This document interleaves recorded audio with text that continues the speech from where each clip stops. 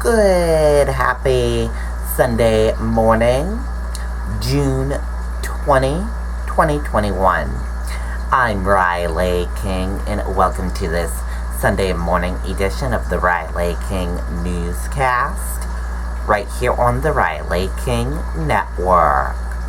We have a lot of news to get to this Sunday morning, so let's begin.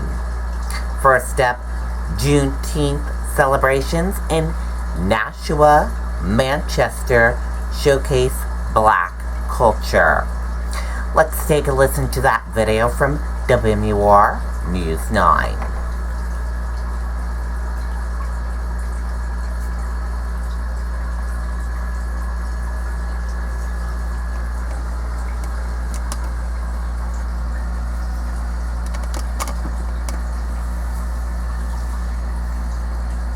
When it's time to invest in a new roof, be smart and look at more factors than just the final price. Not all roofs are the same. There's so much injustice in the world. A day of remembrance and celebration to mark Juneteenth, now officially recognized as a federal holiday. Black Lives Matter Nashua organized today's event at the City Library, showcasing Black singers, performers, and businesses in the region. We have so many rallies and events that are usually responding to really negative things, and so we wanted to have a day where we could just celebrate how far we've come. Juneteenth commemorates the end of slavery in the United States. On June 19th, 1865, enslaved people in Galveston, Texas, learned they were free. That was 2 years after the signing of the Emancipation Proclamation. Organizers have been trying to get Juneteenth made into a federal holiday for a really long time. The fact that it happened this year after just a whirlwind year of social justice movements and initiatives and things like that is amazing. It's a first step. We still have a long way to go. In Manchester, a Juneteenth block party was held at the Hopknot, with celebrations planned across the state on Saturday. Back in Nashua, organizers encouraging people to get involved with their own communities to celebrate Black life and culture. All of the businesses that you see here are here in New Hampshire. They're Black owned. We have t-shirts, we have jewelry, we have food, we have photography, we have music. All of these are people and businesses that you can support right here, right now.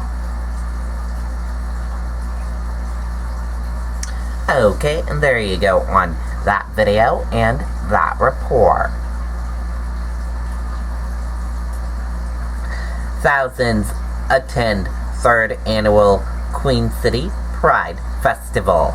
Let's take a listen to that video from WMUR News 9.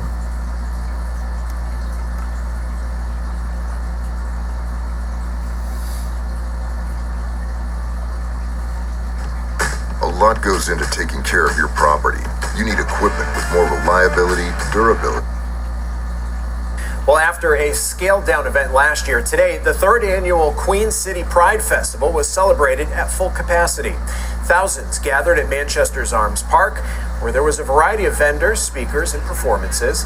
By promoting the LGBTQ community, organizers hope to encourage a culture of acceptance and diversity. The focus of this year's festival is on youth pride and supporting transgender rights. Each one of these colors represents something different, as do so many people. There's so many different kinds of people within this world that we all come together as a collective LGBT community, and that's one of the best parts I love about being part of this community myself. Organizers were anticipating about 1,500 people this year, but they estimate there were more than 3,000. Okay, and there you go on that video and that report. Sand Sculpting Classic underway at Hampton Beach for its 21st year. Let's take a listen to that video from WMUR News 9. Mainly Tubs is celebrating 43 years. Join their anniversary sales celebration with great deals on world-class relaxation products, like free saltwater system upgrades on their saltwater-ready hot tubs, cash and carry incentives on hundreds of free-flow and Nordic. It's always impressive to see the creations that come out of this event. It's not only a big deal for Hampton Beach, but the state and the entire region. Dazzling displays created out of sand line Hampton Beach as sculptors from around the world compete for the top title at the Hampton Beach Master Sand Sculpting process. They create a museum down here on the beach for everybody every year. This is the 21st year for the classic. It's a New Hampshire tradition that could not be stopped by the pandemic. Although delayed last year, the show still went on. We were the only master sand sculpting competition to take place during COVID in 2020. And currently we're the only master sand sculpting competition happening in North America in 2021. Everybody's just so excited. I think the level of competition this year is at an all-time high. I've been doing this for a long time. Mr. Abe Waterman!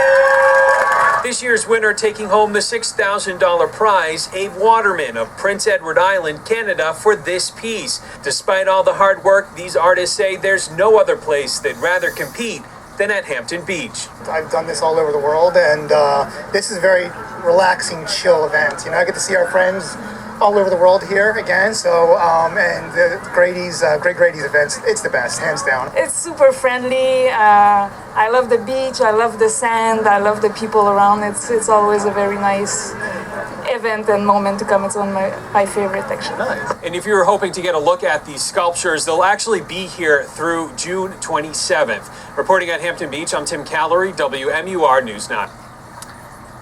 Okay, and there you go on that video and that report. One more Granite Stater dies of COVID-19 as cases remain steady. Let's take a listen to that video from WMUR News 9. Mainly Tubs is celebrating 43 years. Join their anniversary sales celebration with great deals on...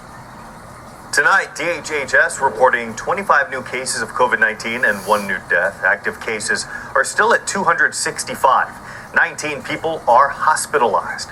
With today's update, none of New Hampshire's counties are seeing substantial spread of COVID-19. Sullivan County is now in the moderate range, and Coos County is down in the minimal range. Okay, and there you go on that video and that report.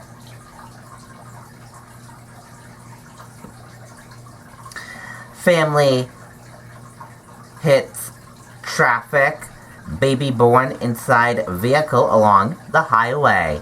Let's take a listen to that video from WCVB Boston.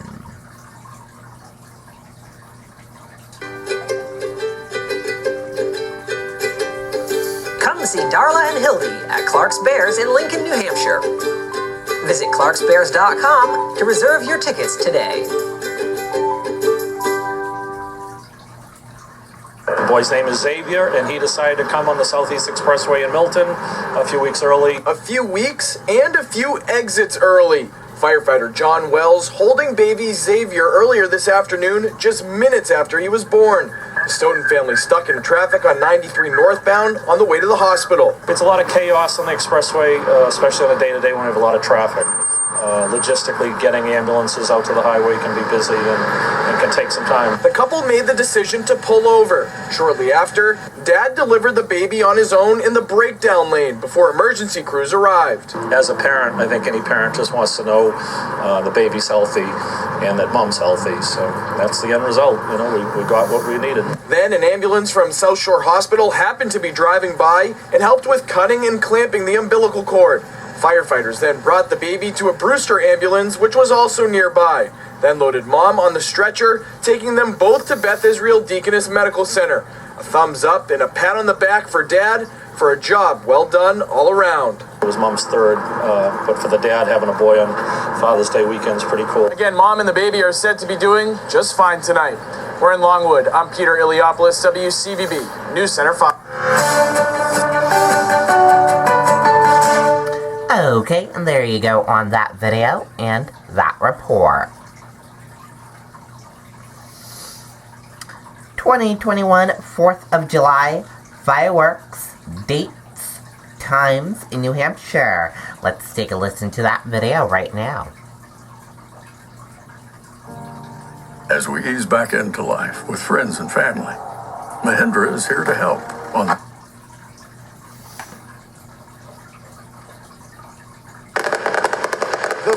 July will be back with a bang this year as towns and cities plan to recognize Independence Day in a more traditional fashion. Our community members, the public at large need it, and we need it as well to see happy faces and, back to normal. Claremont will celebrate on the 4th in Monadnock Park with fireworks, vendors, and live music.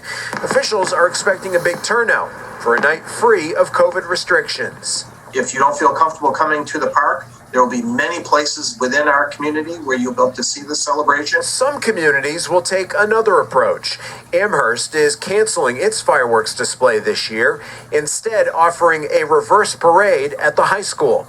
In Dover, the city will have fireworks on the 4th, but no other festivities. I think it's a big statement for our community and as well as many communities to say, we want to get back to as much as possible life as we know it and enjoyed in the past. So this is something that we really see is a big kickoff to the summer. And instead of a downtown show, the fireworks will be shot off from Garrison Hill Park.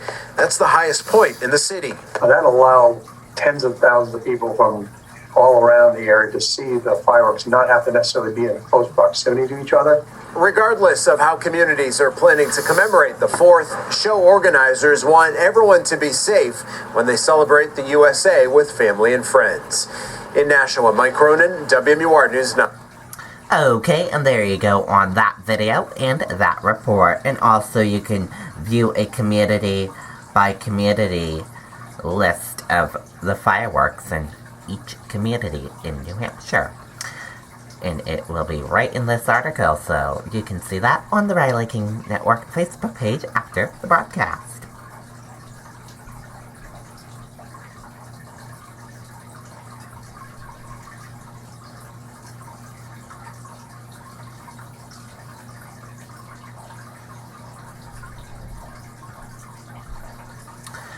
Three dead after SUV bus collision in South Carolina. Let's take a listen to that video from ABC News. Now, a horrific scene in South Carolina. A transit bus and SUV colliding head-on. At least 3 people dead. Many more taken to the hospital. One by helicopter. Here's ABC's Alex Frichet. Tonight, an investigation into what caused this deadly bus crash in South Carolina. Ford motor vehicle accident around Ferry Road and Frank Williams Drive. Just after 7 this morning, a southbound Williamsburg County transit bus colliding head-on with an SUV. Got a head-on collision, bus versus SUV. SUV's on fire currently. That SUV so mangled it's barely recognizable now. Both people inside killed.